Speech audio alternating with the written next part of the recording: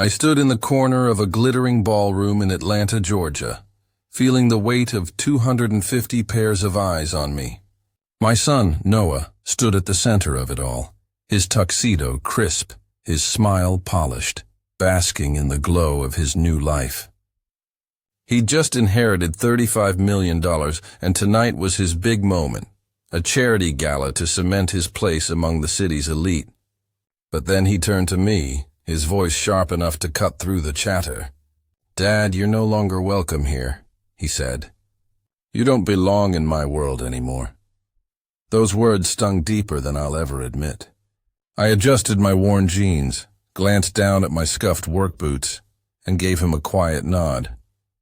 What Noah didn't know was that I'd been hiding who I really am for over 30 years. And that $35 million he was so proud of? It came with strings attached, strings he just snapped in front of everyone. I'm James Bennett, but everyone calls me Jim. I'm 62 years old, and to most folks, I'm just a mechanic who runs a small auto shop in the suburbs of Atlanta. I drive a 2015 Chevy Silverado with 180,000 miles on it, and my hands are rough from years of turning wrenches. But there's more to my story than Noah ever bothered to ask about. For 3 decades I've kept a secret, not for my sake, but for his. And tonight, as I watched my only son turn his back on me, I knew he was about to learn a lesson that no amount of money could buy. If you're listening to this, I'd love for you to hit that subscribe button and let me know where you're tuning in from. Because this story, it's not just about me and Noah. It's about what happens when you let wealth blind you to what really matters. This all started 32 years ago, when Noah was born and my life changed forever. Back then, I was just a guy trying to make ends meet, fixing cars by day and coming home to my wife, Elizabeth, and our newborn son. Elizabeth came from a different world, old Southern money, the kind tied to railroads and shipping magnates from the early 1900s. She never flaunted it, though. She loved our simple life, our little house in Decatur, the way we'd sit on the porch after dinner and watch the sunset. When she passed away 8 years ago, it broke something in me. But it also set the stage for everything that happened tonight. Noah was 24 when his mother died. He was a quiet kid back then, working as an accountant, content with a modest apartment and a used Honda. But 2 years ago, when he turned 30, everything changed. Elizabeth's family estate kicked in, and Noah inherited $35 million, $30 million in a trust fund, and $5 million in cash. Overnight, my son went from balancing spreadsheets to buying a penthouse in Buckhead and driving a Maserati. He started rubbing elbows with Atlanta's high society, joining golf clubs that cost more for a year's membership than most people's houses. And somewhere along the way, he decided his old man, a guy who smells like motor oil and wears flannel shirts, wasn't good enough for his new crowd. It wasn't always like this. When Noah was little, he'd spend Saturdays at my shop, handing me tools and grinning when I let him tighten a bolt. He'd tell his friends, "My dad can fix anything." But money has a way of rewriting history. After the inheritance, Noah started pulling away. At first it was small things, like not inviting me to his birthday dinner because it was at some fancy restaurant where I wouldn't feel comfortable. Then it got worse. Last Christmas, he apologized to his new friends for my calloused hands when I passed the mashed potatoes at dinner. "Dad's been working on cars his whole life," he said, like it was something to be ashamed of. I let it slide. I told myself he was just caught up in the moment, dazzled by his new life. But deep down, I knew something was breaking between us. Tonight, at that charity gala, it all came to a head. The room was a sea of designer suits and sparkling gowns, the kind of place where even the air feels expensive.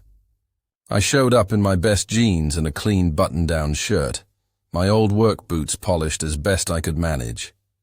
Noah had invited me, not because he wanted me there, but because it looked good to have family at a charity event. I should have known better. As soon as I walked in, I saw his jaw tighten, his eyes scanning my outfit like I was a smudge on his perfect evening. And then, in front of all those people, people he was desperate to impress. He told me I didn't belong. He didn't just say it. He made it a performance, his voice loud enough for the whole room to hear. "Dad, you're embarrassing me," he said. "You're not part of this world. You need to leave," I could have argued. I could have raised my voice, told him who I really am right then and there. But I didn't. I just looked at him, my son, the boy I'd raised, and felt a quiet kind of sorrow. Because what Noah didn't know, what he'd never bothered to learn, was that the money he was so proud of came with rules. Rules set by his great-grandmother, a woman who'd lived through hard times and knew the difference between wealth and worth. Rules that Noah had just broken in the most public way possible. As I walked out of that ballroom, I wasn't thinking about revenge. I was thinking about the lesson my son was about to learn, a lesson about respect, about family, and about what happens when you trade one for the other. It's funny how money can change people. Not just their bank accounts, but the way they look at the world and the people they used to love. My son, Noah, wasn't always the guy who stood in that ballroom last week, telling me I didn't belong in his shiny new life. There was a time when he was just a kid who'd sit on the floor of my auto shop, his little hands smudged with grease, asking me why cars break down and how I knew just what to fix. Back then, he looked at me like I was a hero. But that was before 35 million landed in his lap. Before he decided his old man with his flannel shirts and beat-up Chevy was something to hide. If you're still with me, I appreciate it. Hit that subscribe button if you haven't already, and let me know where you're listening from. This story's about to go deeper, back to where it all began. 32 years ago, Noah came into my life like a burst of sunlight. My wife, Elizabeth, and I were young, scraping by in a little house in Decatur, just outside Atlanta. I ran a small auto shop, Bennett's Auto Repair, fixing everything from old Fords to family minivans. Elizabeth, she was my rock. She came from a family with deep roots in the South, the kind of wealth built on railroads and shipping back when Georgia was still finding its place in the world. But you'd never know it from the way she lived. She'd wear her old sundresses, help me balance the shop's books, and laugh when I came home smelling like motor oil. "Jim," she'd say, "you're the only millionaire I know who's happy with a $10 steak." I'd laugh, because back then, I wasn't anywhere close to a millionaire. Or so she thought. Elizabeth passed away 8 years ago. Cancer. It was quick, brutal, and it left a hole in our family that nothing could fill. Noah was 24, just starting out as an accountant, living in a modest apartment with second-hand furniture. He was a good kid, quiet, hard-working, the kind who'd call me every Sunday to check in. I raised him alone after Elizabeth died, teaching him how to change a tire, how to stand up for himself, how to treat people right. I thought I'd done a decent job. But when Noah turned 30, everything changed. Elizabeth's family estate kicked in, and Noah inherited $35 million. $30 million in a trust fund, $5 million in cash. Just like that, my son went from budgeting for groceries to buying a penthouse in Buckhead, Atlanta's ritziest neighborhood. At first, I was happy for him. Who wouldn't be? That kind of money could set him up for life, give him opportunities I never had. But I started noticing changes, small ones at first. He'd call less often. When we did talk, he'd rush me off the phone, like he had somewhere better to be. Then came the big stuff. He bought a Maserati, $120,000 just for a car. He started shopping at stores where a pair of shoes cost more than my monthly mortgage. And he joined the Piedmont Driving Club, one of those fancy golf clubs where the membership fee could buy a house in the suburbs. I didn't mind the money. I minded what it was doing to him. The first real sign of trouble came at his 30th birthday party. I showed up at his new penthouse carrying a homemade pecan pie, Elizabeth's recipe, his favorite as a kid. I was in my usual jeans and flannel, my hands still a little rough from work. Noah opened the door and I saw it in his eyes, a flicker of embarrassment. He didn't invite me in right away. Instead, he stepped outside and said, "Dad, this is kind of a big deal tonight. Maybe you could, dress up a bit next time?" I laughed it off, told him I'd think about it. But when I walked inside, I noticed he didn't introduce me to his new friends. Not as his dad, anyway. He just said, "This is Jim," like I was some guy who'd wandered in off the street. It got worse from there. Last Thanksgiving, he invited me to dinner at his place, but when I arrived, he seated me at a side table with his assistant and the caterers. "Dad, you'll be more comfortable here," he said, like I didn't belong with his new crowd. His fiancée, Amelia, comes from Atlanta's old money. Her family owns half the real estate downtown. Noah spent the whole night apologizing for me. "My dad's a mechanic," he'd say, lowering his voice. "He's not used to places like this." I wanted to tell him I'd been to fancier places than he could imagine, but I held my tongue. I kept hoping he'd come around, that he'd remember who he was before the money. What Noah didn't know, what he never asked about, was the fine print on that $35 million.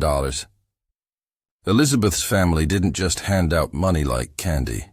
Her grandmother, Clara, was a tough woman who'd lived through the Great Depression.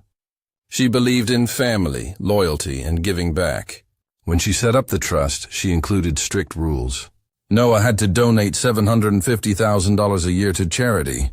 He had to maintain what the lawyers called respectful relationships with surviving family members, meaning me.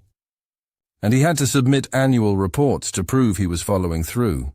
Noah was so dazzled by the cash, he barely glanced at the paperwork. He signed it, sure, but he didn't read it. Not really. By the time that charity gala rolled around, Noah had been treating me like an inconvenience for 2 years. He'd stopped inviting me to family events unless he needed to look good for appearances. He'd send me texts telling me to upgrade my wardrobe, or suggesting I tell people I was in automotive consulting instead of a mechanic. Once, at a cocktail party, he introduced me as the guy who fixes my cars. I let it slide, because he's my son, and I loved him. But love doesn't mean ignoring the truth, and the truth was Noah was ashamed of me. He thought my calloused hands and my old truck made him look small in front of his new friends. He thought he'd outgrown me. That night at the gala, when he told me I wasn't welcome, I realized something. This wasn't just about a tuxedo or a fancy car. This was about respect, or the lack of it. Noah thought money gave him the right to rewrite our relationship, to erase the man who'd raised him. What he didn't know was that I'd been keeping a record, every text where he called me just a mechanic, every time he apologized for my simple life, every moment he chose his new status over his family. I wasn't doing it to hurt him. I was doing it because I knew one day he'd need to face the consequences of his choices. And that day was coming faster than he could imagine. I've never been one for grudges. Life's too short, and I've seen too many folks waste years holding on to anger. But as I stood outside that ballroom in Atlanta, the sting of Noah's words still fresh, "You're no longer welcome," I knew I couldn't let it slide. Not this time. Not because I was mad, but because my son needed to learn something I couldn't teach him with words alone. For 32 years I'd been his father, his mechanic, his steady hand through life's ups and downs. But what Noah didn't know, what I'd kept hidden for over 3 decades, was that I wasn't just the guy fixing cars in a dusty shop.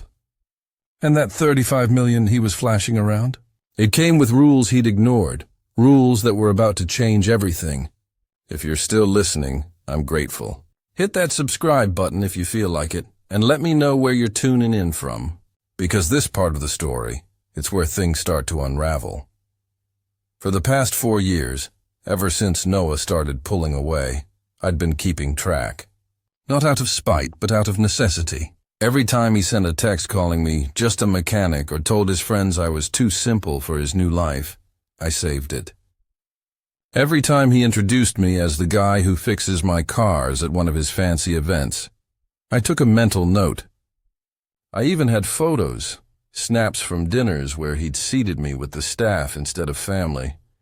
Or that time he handed me a business card for a style consultant and said, "Dad, you need to look the part if you're going to be around my people." I kept voicemails too, like the one where he told me not to come to his engagement party unless I could dress like I belong. It wasn't about building a case to hurt him. It was about protecting myself, and maybe, just maybe, helping him see what he was doing before it was too late. The turning point came about a month before that charity gala. Noah had invited me to lunch at the Piedmont Driving Club, his new favorite spot, where Atlanta's elite sipped $200 bottles of wine and talked about investments. I thought maybe, just maybe, he wanted to reconnect. I showed up in my cleanest jeans, a pressed shirt, and my old work boots, polished to a shine. Noah was waiting at a corner table, his Maserati parked out front like a trophy. But the moment I sat down, he slid a business card across the table. "Elizabeth Harper, image consultant," it read. $600 per session. I looked at him confused. "What's this, Noah?" I asked. He wouldn't meet my eyes. "Dad, I need you to understand something," he said. "My life's different now. The people I'm with, they expect a certain image. You could use some help. Maybe learn how to dress, talk, act like you fit in." I stared at the card, my calloused fingers brushing the embossed letters. "You want me to pretend I'm someone else?" I said, keeping my voice steady. Noah sighed, like I was the one being difficult. "I'm not saying that, Dad. I'm saying you could elevate yourself. Tell people you're in automotive management or something. Not just a mechanic." I slid the card back to him. "I'm proud of what I do, Noah," I said. "I fix things. I make them work. That's who I am." His face hardened. "Well, I'm not proud," he said, his voice low but sharp. "I've worked too hard to build this life, and I can't have it dragged down by someone who doesn't get how this world works." That conversation hit me like a wrench to the chest. I'd raised this boy, taught him to ride a bike, stayed up late helping with math homework, cheered at his high school graduation. And now, because I drove a beat-up Chevy and had grease under my nails, I was an embarrassment. I didn't argue. I just stood up, left a $20 bill for my coffee, and walked out. But that night, I made a call I'd been putting off for years. Laura Mitchell, Elizabeth's family lawyer, had given me her card at the funeral 8 years ago. "Jim," she'd said, "if you ever need me, call. Elizabeth always spoke so highly of you." I'd kept that card in my wallet, untouched until that moment. "Laura, it's Jim Bennett," I said when she picked up. "Jim, it's been a while," she replied, her voice warm but professional. "How's Noah handling the inheritance?" I took a deep breath. "That's why I'm calling. We need to talk." I sent her everything. Texts, photos, voicemails, even a recording from that lunch where Noah told me he wasn't proud of me. Laura listened, asked questions, and then got quiet. "Jim," she said finally, "do you want to move forward with this? Because if we start the review process, there's no turning back. If the inheritance committee finds Noah in violation, he could lose everything. All $35 million. I thought about Noah at 6 years old, crying because kids at school teased him about my work clothes on career day. I'd sat him down and said, "Son, it's not about what you wear or how much money you have. It's about how you treat people." Somewhere along the way, he'd forgotten that. "Laura," I said, "I don't want his money. I never have. But I can't let him keep treating me like I'm nothing because I fix cars for a living." She paused, then said, "All right, Jim. We'll proceed. But Noah gets one last chance. If he publicly shows respect for you within 72 hours of the committee's notice, they might let this slide. One final chance. That chance would come at the charity gala. 250 of Atlanta's richest and most influential people would be there, watching Noah play the part of the golden boy. It was the perfect stage for him to either fix what he'd broken or destroy it completely. I didn't know what he'd choose, but I knew the stakes. The inheritance wasn't just money, it was a test, set up by Elizabeth's grandmother, Clara, who'd seen too many families torn apart by wealth. Clara's will was clear. Respect your family, give back to the community, or lose it all. Noah had been so busy building his new life, he'd never bothered to read the fine print. And I'd been documenting every step of his failure to follow it. As the gala approached, I pressed my best shirt, polished my boots, and prepared for what might be the last time I'd see my son as he was. Laura was ready with the paperwork. The committee was watching, and Noah? He was walking into a moment that would define not just his bank account, but who he was as a person. I didn't want to hurt him. I wanted him to understand, because sometimes the hardest lessons are the ones that cost you the most. The night of the charity gala felt like stepping into a different world. The Grand Regency Hotel in downtown Atlanta sparkled like something out of a dream. Marble floors, chandeliers dripping with crystal, and the kind of quiet wealth that doesn't need to shout to be noticed. I stood at the edge of the ballroom, my clean jeans and pressed button-down shirt, a stark contrast to the sea of tuxedos and designer gowns. My work boots, polished as best I could, still looked out of place on that polished floor. Noah had invited me to this event, but I knew it wasn't because he wanted me there. It was optics. A family man looks good at a charity gala. I should have known it would end the way it did. If you're still with me, thank you.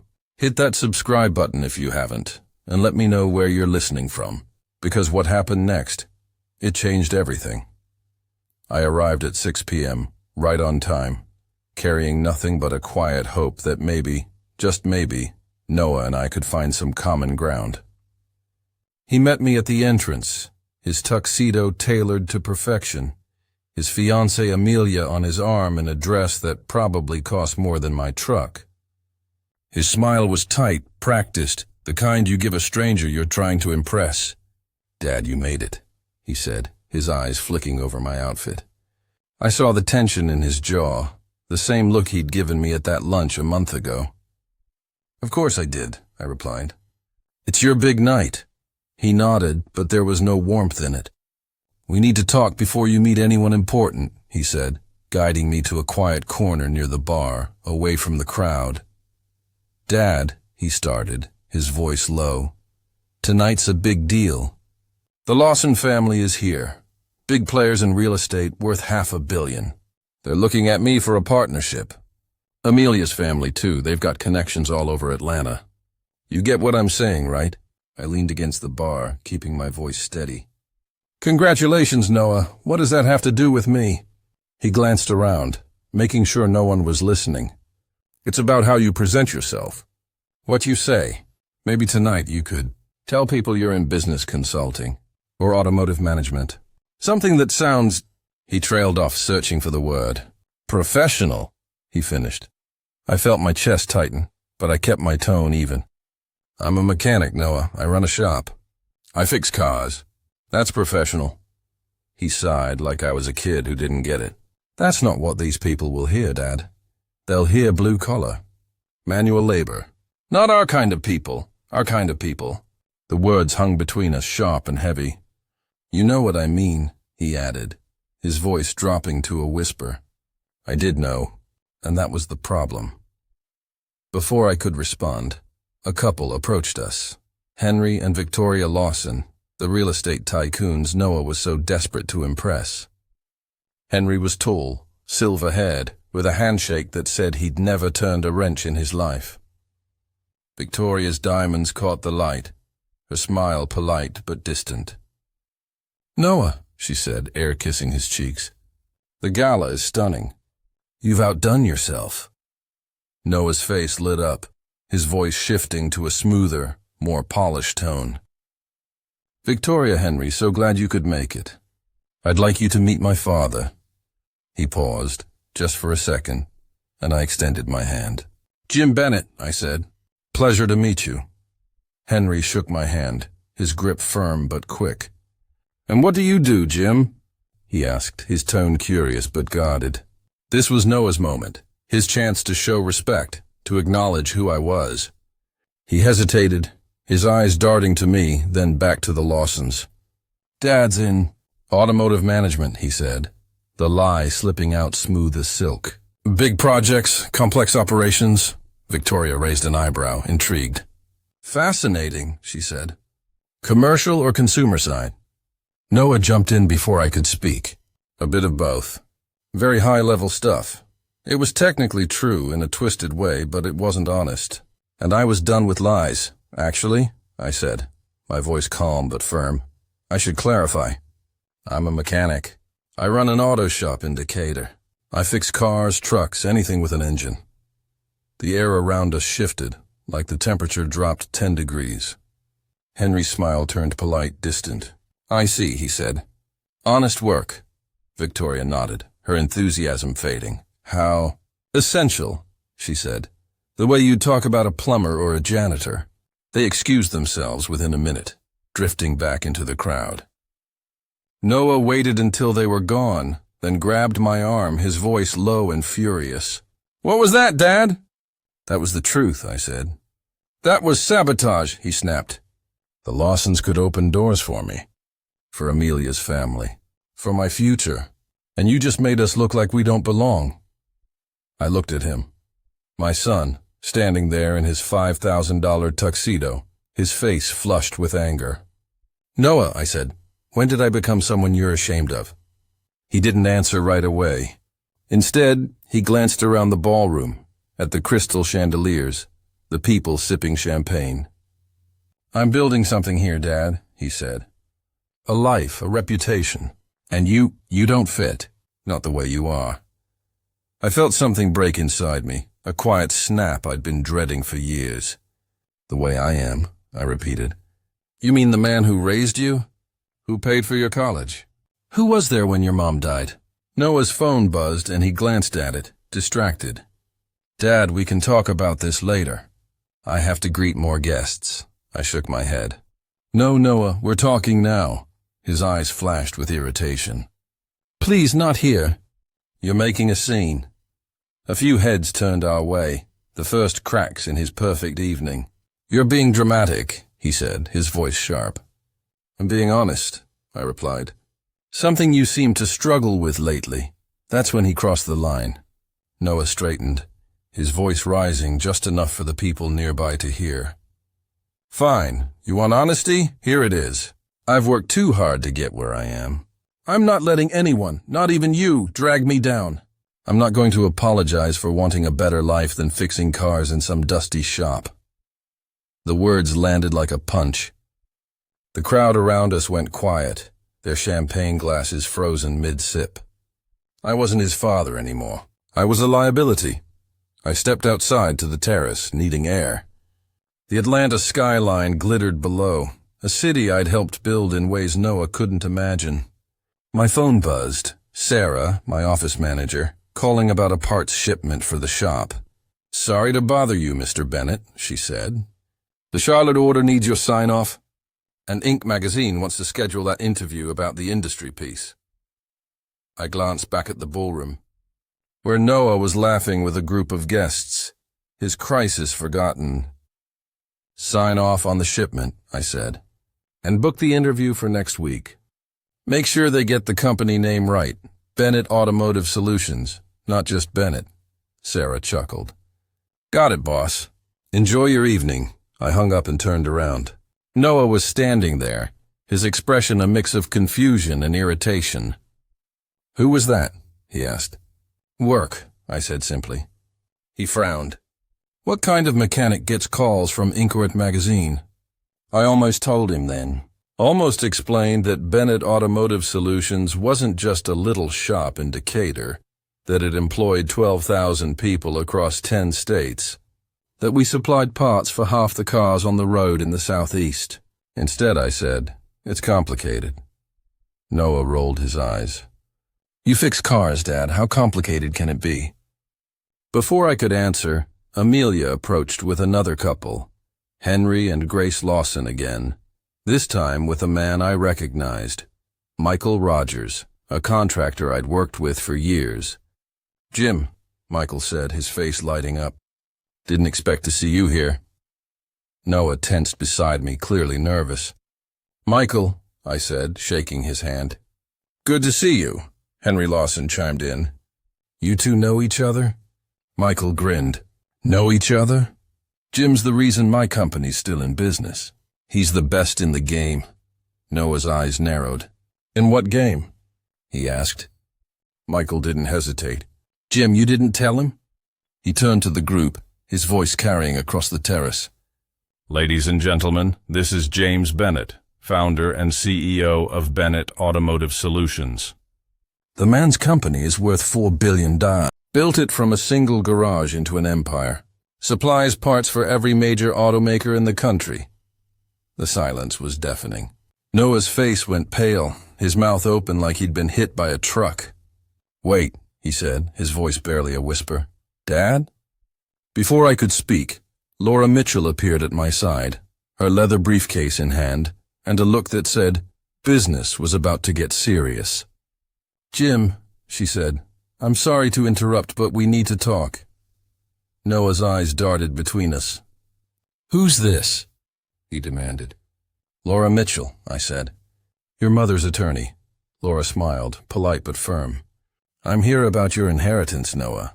There are some concerns. Noah's face drained of color. What concerns? He asked. Laura opened her briefcase. The family respect clauses in your inheritance terms. Specifically, Section 8, Clause 3, and Section 14, Clause 2. They require you to maintain respectful relationships with surviving family members. Noah shook his head, confused. I don't understand. Laura glanced at me, then back at him. The evidence suggests otherwise. Noah's voice rose. What evidence? Laura's tone didn't waver. Documentation of your behavior over the past 4 years. Texts, photos, recordings. A clear pattern of public disrespect toward your father. Noah looked like he'd been slapped. Who gave you that? He demanded. Laura didn't blink. That's confidential. What matters is that the Inheritance Committee is reviewing your compliance. And based on tonight, they have serious concerns. Noah's eyes widened. Committee? What committee? Laura pulled out a folder. The committee set up by your great-grandmother's will. 3 attorneys, 2 family advisors, 1 mediator. They have the power to revoke your inheritance, trust fund, cash, everything, if you don't meet the terms. Noah's voice cracked. Revoke? You can't do that. Laura's smile was thin. We can, and we will unless you change course. Noah turned to the crowd, his face flushed with panic. This is ridiculous, he said louder now. I've built a life here. I'm not the problem. That's when he made his fatal mistake. Instead of listening, instead of stepping back to talk privately, he doubled down. Fine, he said, turning to the guests who'd gathered on the terrace. Let's clear this up right now. He raised his voice, his words echoing across the silent crowd. My father thinks I owe him something because he raised me. My mother's lawyer thinks I should follow rules written by some old lady who's been dead for decades. But here's the truth. I've worked hard to get where I am. I've surrounded myself with people who understand success, who know the difference between ambition and fixing cars for a living. The crowd shifted uncomfortably. This wasn't the charming Noah they'd come to see. My dad wants respect, he continued, turning to me. Fine, you're a mechanic, Dad. You've always been a mechanic.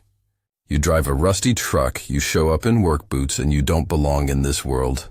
I'm done pretending you do. The silence that followed was heavy, suffocating. Every eye was on us.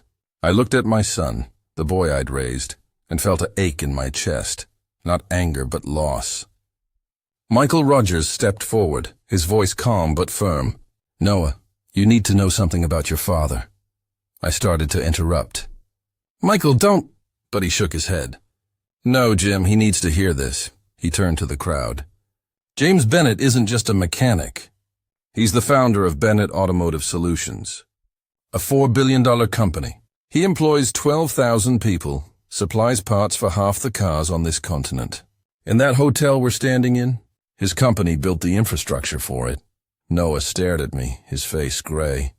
Dad, he said, his voice breaking. Is that true? I nodded slowly. Every word. His mouth opened, then closed. Why didn't you tell me? I looked at him, my son, standing there in his perfect tuxedo, surrounded by the elite he'd fought so hard to join.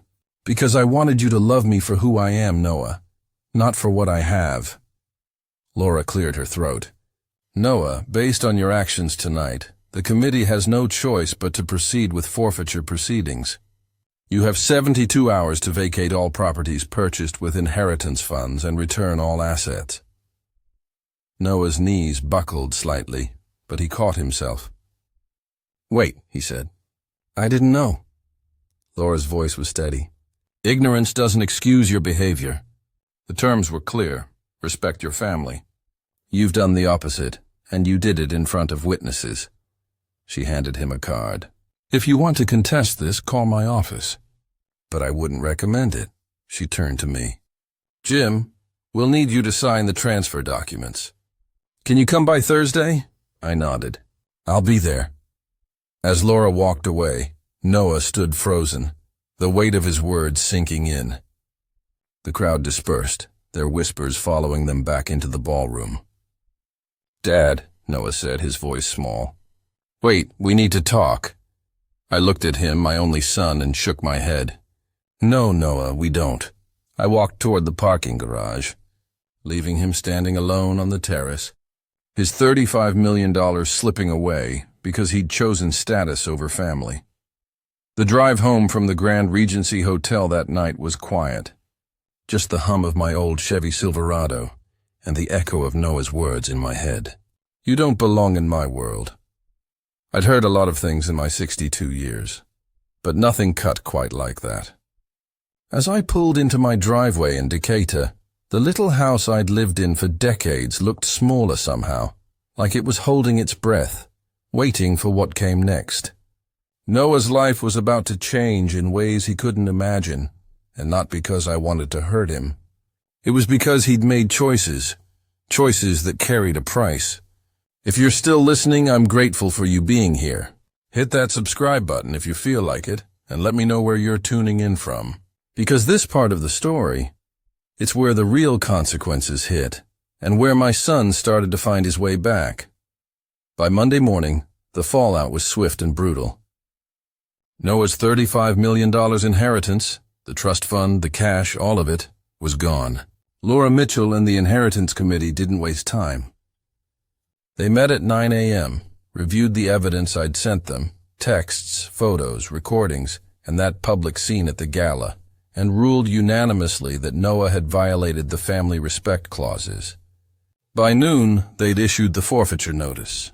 Noah had 72 hours to return everything purchased with the inheritance money. The penthouse in Buckhead? Foreclosure proceedings started that afternoon. His Maserati, repossessed by Wednesday, right outside a fancy cafe where he was meeting Amelia's friends. The repo guy handed him the paperwork in front of a crowd, and I heard later that Noah just stood there, staring at the car as it was towed away. His membership at the Piedmont Driving Club was canceled for non-payment by Thursday. His credit cards, tied to the inheritance cash, were frozen. The designer clothes, the $10,000 watch, the vacations he'd planned to the Maldives, they vanished like smoke. And Amelia, his fiancée, the woman he'd been so eager to impress? She called off the engagement by Friday. It's not about the money, she told him, according to a mutual friend. But the timing told a different story. Noah had built his new life on the foundation of that $35 million. And when it crumbled, so did everything else. He was left with nothing but a rented apartment he couldn't afford, and a suitcase full of clothes he couldn't sell. I didn't hear from Noah for weeks after the gala. I didn't expect to. He was too proud, too shocked, maybe too ashamed. But I got calls from others.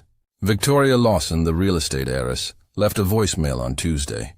Jim, or should I say Mr. Bennett, she said, her voice dripping with calculation. I owe you an apology. Henry and I misjudged you. We'd love to discuss some opportunities with Bennett Automotive Solutions. I didn't call her back. She didn't know my company had been quietly funding 2 of her charity boards for years. I saw no reason to tell her. Then there was Michael Rogers, the contractor who'd spilled my secret at the gala. He called to apologize. "Jim, I shouldn't have outed you like that," he said. "It wasn't my place." I told him not to worry. Noah had forced the moment, and the truth was bound to come out. "Still," Michael said, "I saw the Business Chronicle this morning. They're calling it Billionaire's Son Loses Fortune in Public Feud." Got most of the facts right. I hadn't seen the article, but I wasn't surprised. Atlanta's a big city, but gossip travels fast. Noah declined to comment for the story. Smart move, all things considered. The hardest call came from Amelia's father, Charles, on Friday. "Jim," he said, "I know Noah messed up, but he's in a bad spot. He's crashing on a friend's couch, can't pay his bills. Is there anything you can do? Just to get him back on his feet?" I thought about it for a moment. "Charles," I said, "if Noah didn't have that inheritance, if he was just a regular guy working a regular job, would Amelia still want to marry him?" The silence on the other end was answer enough. "He needs to figure out what he values," I said. "And so does she." I hung up, wishing it didn't have to be that way, but knowing it was the only way Noah would learn. For 8 months, I didn't hear a word from my son. I went back to my routine, fixing cars at the shop, signing off on contracts for Bennett Automotive Solutions, and keeping my life as simple as it had always been. I didn't tell people about the $4 billion company I'd built from a single garage. I didn't need to. My house in Decatur, my old truck, my work boots, they were enough for me. They were who I was. But every night I'd look at the photo on my mantel. Noah at 10, grinning next to me in the shop, holding a wrench like it was a trophy. I missed that kid. I wondered if he was still in there somewhere. Then, one Tuesday evening, I came home from the shop and found Noah sitting on my front porch. He looked different, smaller somehow. No tuxedo, no designer watch. Just jeans, a plain t-shirt, and a tired look in his eyes. His hair was pulled back in a messy ponytail, and he was clutching a thermos of coffee like it was his lifeline. "Hi, Dad," he said, his voice soft. "Can we talk?" I sat down on the steps beside him, the same steps where he used to play as a kid. "What do you want to say, Noah?" I asked. He took a deep breath, his hands shaking slightly.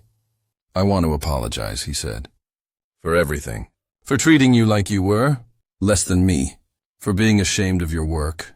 For caring more about what other people thought than about the man who raised me." His voice cracked, and he looked away, wiping his eyes with the back of his hand. "I'm sorry for that night at the gala. For what I said in front of all those people. For choosing my pride over our relationship. And I'm sorry for the last 4 years for being a terrible son." I listened, letting his words settle. "Noah," I said, "that's a start. But what are you going to do now?" He looked at me, his eyes red. "I don't know, Dad. I've never had to live without money. I've lost everything. The penthouse, the car, Amelia. I'm starting over," I nodded. "What do you want to do?" He paused, like he was searching for an answer he didn't have yet. "I want to be someone I can respect," he said finally. "Not because of money, but because of who I am." That's when he told me he'd gotten a job. Nothing fancy. An administrative assistant at a nonprofit that helps kids from tough backgrounds learn trade skills like carpentry and auto repair. It paid $15 an hour, barely enough to cover his rent in a shared apartment in East Atlanta. He took the bus to work, cooked his own meals, shopped at thrift stores. It was a far cry from the life he'd had 8 months ago. But there was something different in his voice. Not pride exactly, but a quiet kind of hope. "Dad," he said, "there's something else. The nonprofit I work for, I found out they got a big grant last year. It paid for the program I'm in, and your company funded it. Bennett Automotive Solutions. You never told me." I looked at him, my son, sitting there on my porch, finally seeing me for the first time in years. "I didn't do it for credit, Noah," I said. "I did it because it's the right thing to do." He nodded, tears in his eyes. "I didn't know, Dad. I didn't know you." We sat in silence for a while, the crickets humming in the evening air. "What happens now?" he asked. "Now," I said, "you face the consequences of your choices. The inheritance is gone, Noah." Laura wasn't bluffing. "But this isn't about money. It's about who you want to be." He looked down at his hands, rougher now from months of living without a safety net. "Can we start over?" he asked. I thought about the little boy who used to hand me tools, the teenager who called me when he got his first job, the man who'd stood in that ballroom and told me I didn't belong. "We can try," I said, "but it's not going to be easy. We've got a lot to rebuild." Noah nodded, his shoulders slumping but his eyes steady. "I know," he said. "I want to try." We made plans to have dinner the next week. Just the two of us, nothing fancy, at a diner we used to go to when he was a kid.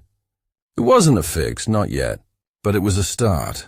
For the first time in years I saw a glimpse of the son I'd raised, the one who knew that respect wasn't about money or status. It was about how you treat the people who matter most. Sitting in my little house in Decatur that night, after Noah left my porch, I felt something I hadn't in years. Hope. Not the kind that blinds you, but the kind that comes from seeing someone you love take a step towards something better. My son had lost everything. $35 million, his penthouse, his fancy car, his fiancée. But in losing it all, he'd found something he'd forgotten, a reason to look in the mirror and want to be better. That dinner we planned, at the old diner where we used to share milkshakes when he was a kid, it wasn't a guarantee of anything. It was just a start, a chance to rebuild what we'd lost. If you've made it this far, thank you. Hit that subscribe button if you haven't, and let me know where you're listening from. Because this story, it's not just about me and Noah. It's about what matters most in life. And I've got one last thing to share.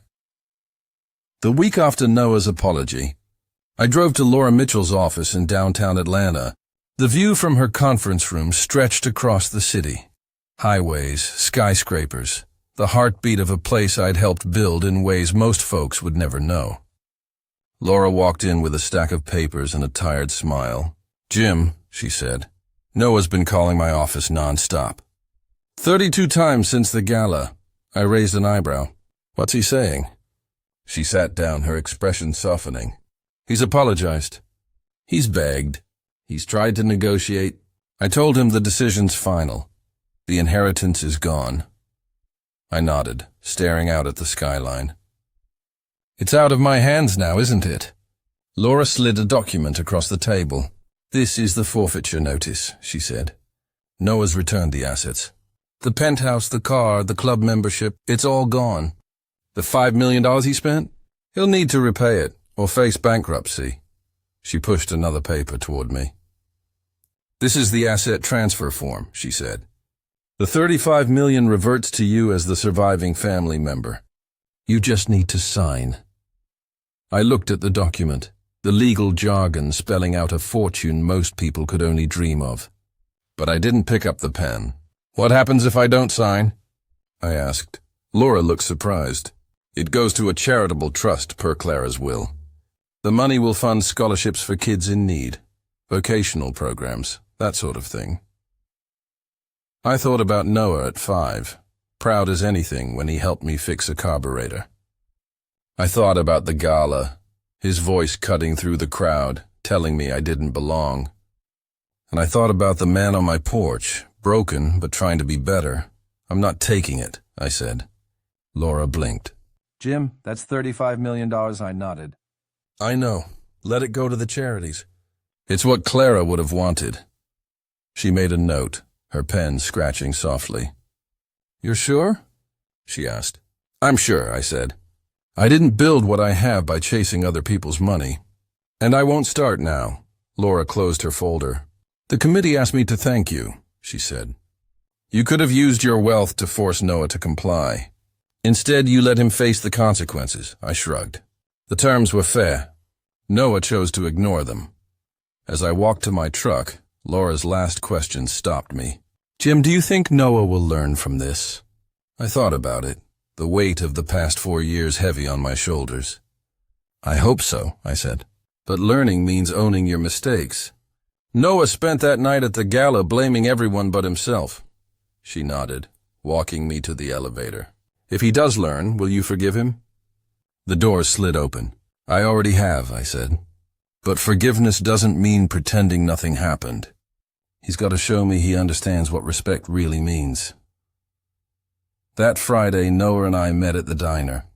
No chandeliers, no $200 bottles of wine, just greasy burgers and coffee that tasted like home. He looked nervous, his hands fidgeting with a napkin. "Dad," he said, "I know I don't deserve this, sitting here with you, but I'm trying. I'm really trying." I looked at him, really looked at him, and saw something I hadn't in years. Not the kid who'd handed me tools in the shop, but a man who was starting to see the world differently.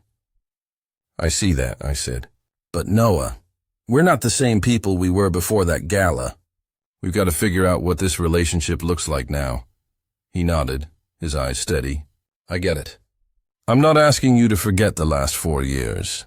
I just want a chance to show you I can be better." We talked for hours that night, about his job at the nonprofit, about the kids he was helping, about the life he was building without money to prop him up. He told me about the grant from Bennett Automotive Solutions, how it had saved the program he worked for. "You never told me you were doing stuff like that," he said. I smiled. "It's not about telling people, Noah. It's about doing what's right." As I drove home, I realized something. For the first time in years, I was proud of my son. Not for what he had, but for who he was trying to become.